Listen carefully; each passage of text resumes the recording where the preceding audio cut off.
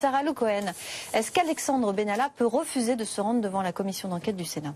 Alors, pour être très précise, il dit qu'il se rendra devant les sénateurs une fois que la procédure judiciaire sera terminée. Il estime qu'il ne faut pas qu'il y ait d'interférence entre les questions que pourraient lui poser les sénateurs et celles des magistrats instructeurs.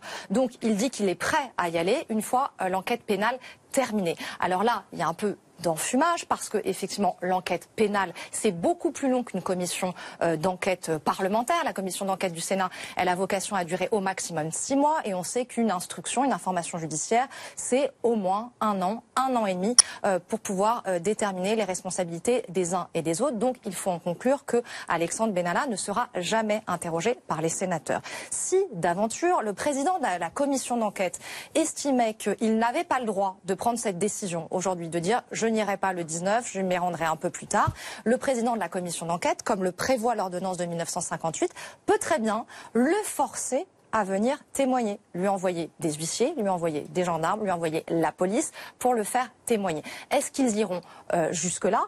En tout cas, dans les faits, il pourrait effectivement, s'il n'y allait pas, être exposé à des sanctions pénales jusqu'à 2 ans de prison et une amende de 7 500 euros. Donc, effectivement, c'est un risque qu'il assume par la voix de son avocat, expliquant qu'il ne peut pas, il serait obligé de botter en touche devant les sénateurs à certaines questions et que ça le mettrait mal à l'aise.